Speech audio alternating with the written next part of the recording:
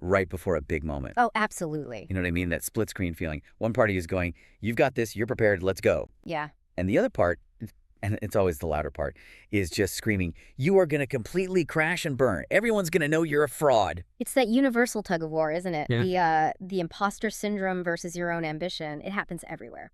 Boardrooms, first dates. Even just trying to parallel park when you know people are watching. Exactly. And the usual advice is so, I don't know, surface level.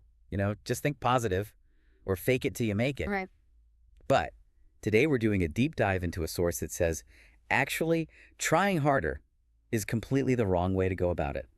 We are unpacking Joseph Murphy's absolute classic, The Power of Your Subconscious Mind. This is one of the giants of the genre. I mean, it's been around for decades, but the reason it sticks, I think, is that Murphy doesn't treat the mind like some kind of mystery box. He treats it like a machine that came with an owner's manual that most of us just, threw away. He frames it in this really dramatic way. Right at the beginning, he talks about the master secret of the ages.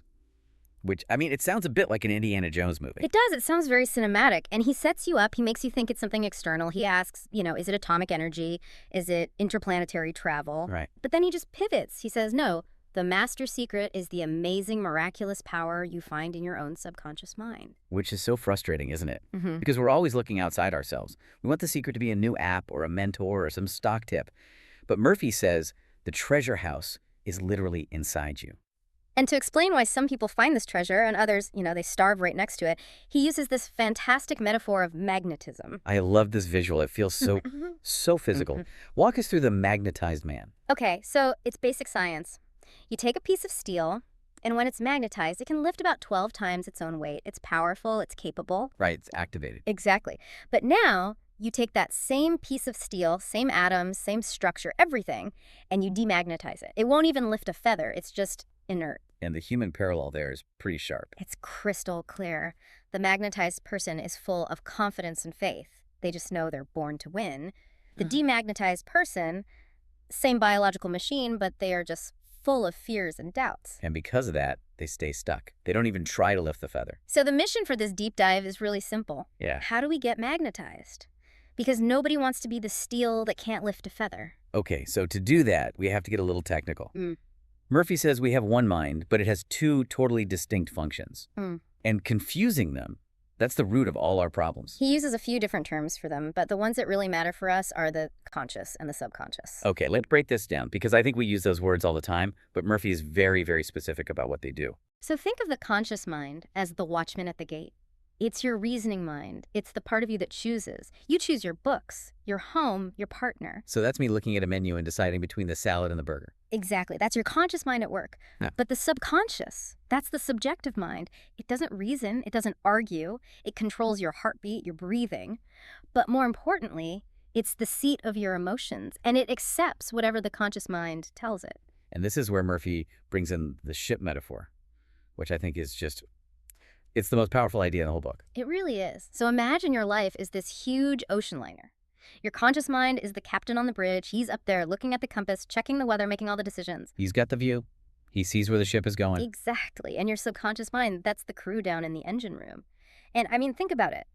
Those guys are deep inside the ship. They can't see the ocean. They can't see the rocks. They have zero visibility. All they have are the orders coming down from the bridge. So if the captain says full speed ahead, they just start shoveling coal. They go full speed ahead. If he says reverse engines, they reverse. They don't question the captain. They don't pop their heads up and say, Captain, are you sure about this? That's not their job. They just obey. They blindly obey. And that is the critical danger that Murphy points out. This is why we get demagnetized. The captain, your conscious mind, is constantly giving the wrong orders without realizing it. This is that internal monologue we were talking about. Yes, you're on the bridge of your life, you look at a bill, and you mutter, I can't afford this, or I'm never going to get that promotion. And the engine room, the subconscious, it doesn't know you're just, like, being dramatic. No, it takes you literally. It hears, the captain says we can't afford this, and the order goes out, okay, crew, cut the power, sabotage opportunities, make sure we stay broke. That is actually terrifying. It means every negative thought isn't just a fleeting feeling, it's a command. It's a standing order.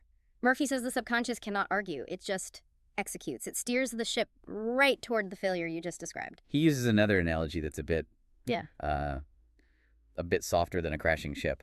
The garden. I found this one really helpful. Yes, the mind is a garden. You're the gardener. All day long, you are planting seeds, your thoughts, Hmm. into the soil of your subconscious. And the scary thing is, most of the time, we don't even know we're doing it. So that habitual thinking, Hmm. that's the planting. If I wake up and my first thought is, ugh, today's going to be a drag. You just planted a seed. And Murphy even gets biblical here. He quotes, "Do men gather grapes of thorns or figs of thistles?" If you plant poison ivy, don't be shocked when you don't get strawberries. It's pure cause and effect. Every thought is a cause and every condition is an effect. You sow thoughts of prosperity, you reap prosperity.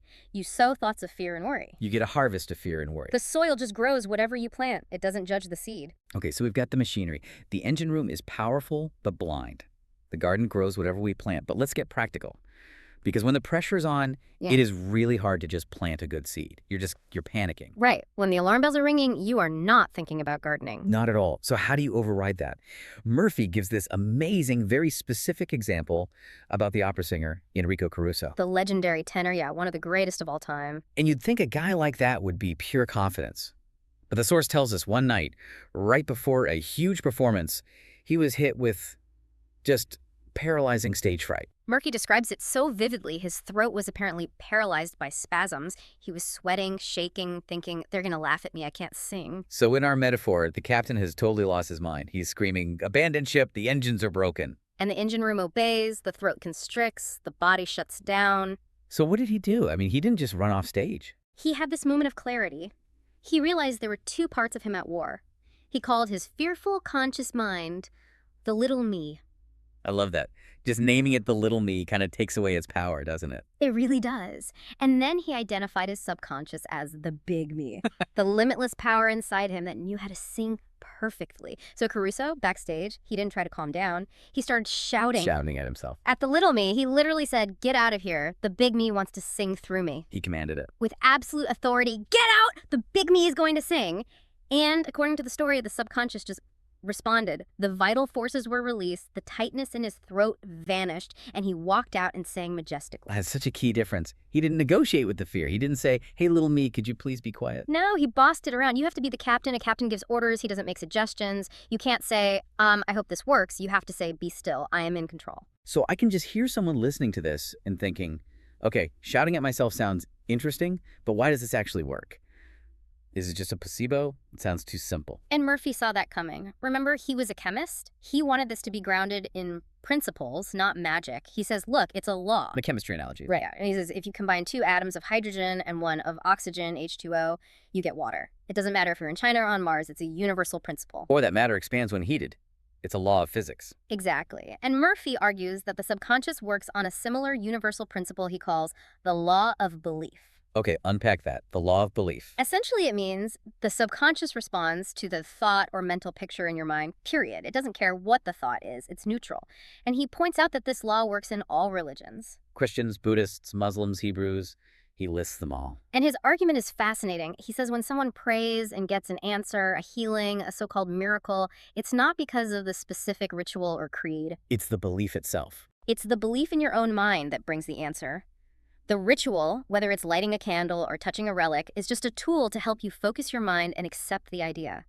The power comes from the subconscious accepting that belief and then making it real. So the mechanism is internal, even if we think it's external. Right. And he shares a really personal story about this from his own life before he even wrote the book. His illness. Yes, about 42 years before he wrote this, Murphy developed a sarcoma, a malignancy. A serious cancer. Very serious. And he healed himself. His logic was so rational. He just reasoned that his subconscious mind created his body in the first place, right? It knows how to build a liver, a heart. So if it built the house, it knows how to fix the roof. Precisely. He even quotes an old proverb. The doctor dresses the wound and God heals it. He basically impressed the idea of perfect health onto his subconscious, giving the engine room new blueprints, and the infinite healing presence within him responded. Wow. Okay, so we've covered the captain, the garden, the law of belief. But let's get to the thing that stresses most people out more than anything. Money. How does this apply to my bank account? This is one of the most direct parts of the book. Murphy is very blunt about wealth. He actually calls poverty a mental disease. Whoa, a mental disease. That sounds incredibly harsh. It does sound harsh, but hear him out. He believes we are born to be rich, rich in happiness, peace, and yes, material wealth. He says if you're struggling financially, it's probably because you've convinced your subconscious that you don't deserve money, or that it's evil, or simply that there isn't enough to go around. So it goes right back to the captain giving those wrong orders. Specifically the phrase, "I can't afford it." Murphy says you must never, ever say that. Even if your bank account is at zero, you cannot declare, "I can't afford that." What happens? Your subconscious takes you at your word, says, okay, captain's orders, we can't afford it. So it blocks opportunities, it creates surprise expenses, it works to make sure your outer reality matches that inner command. So what do you do instead? Just pretend you're rich. No, not at all. But you have to change the internal statement. This is where Murphy talks about scientific prayer. Yeah, that term jumped out at me. It sounds like a contradiction in scientific prayer. It does, but in this context, it makes sense. Normal prayer can sometimes feel like pleading, right? Begging. Scientific prayer is more like programming. It's the harmonious interaction of the conscious and subconscious levels of mind scientifically directed. You're not begging, you're directing. You are uniting your conscious desire with your subconscious power. You're planting the seed with the scientific certainty that the soil has to make it grow. And he says there's a perfect time to do this programming, right? When the captain is kind of off duty. Yes, sleep. Why sleep? Well, your subconscious never sleeps. It's running your body 24/7. But when you go to sleep, your conscious mind, that noisy, skeptical captain, is suspended. So the doubt is gone. The engine room door is wide open. Exactly. It's the perfect time to drop in a suggestion because the watchman at the gate isn't there to argue. He suggests sleeping on a problem. Right as you drift off, you tell your subconscious, "Wealth is flowing to me," or "The answer will be revealed to me." And people wake up with solutions, find lost wills. Yes, because the infinite intelligence within already knows the answer. You just have to ask and then get your conscious ego out of the way so it can deliver it. It's such a different way of thinking. We're so trained to believe we have to grind and stress and force everything to happen. And Murphy is saying the real work, the most important work, is internal. It's about alignment. It's about recognizing that you are living in what he calls a fathomless sea of infinite riches. The treasure house within you. That's it. You don't need to add anything to yourself. You just need to stop demagnetizing yourself with fear and start using the power that's already humming away down in the engine room. So here's a challenge for you listening, and I'm going to do this too. The next time you catch yourself saying, "I can't," or "I'm not good enough," just stop. Catch the captain giving that wrong order. And immediately reverse it. Do a Caruso. Tell that little me to get out of the way because the big me has work to do. It's going to feel a bit silly at first, talking to yourself like that, but if the alternative is crashing the ship, I think I can handle a little silliness. Absolutely. The subconscious doesn't care if you feel silly. It only cares about the command. Remember, you are the captain of your soul, the master of your fate, but only if you actually take command of the ship. Don't let the engine room drift. Give the order. Thanks for diving deep with us. Now go out there and get magnetized. See you next time.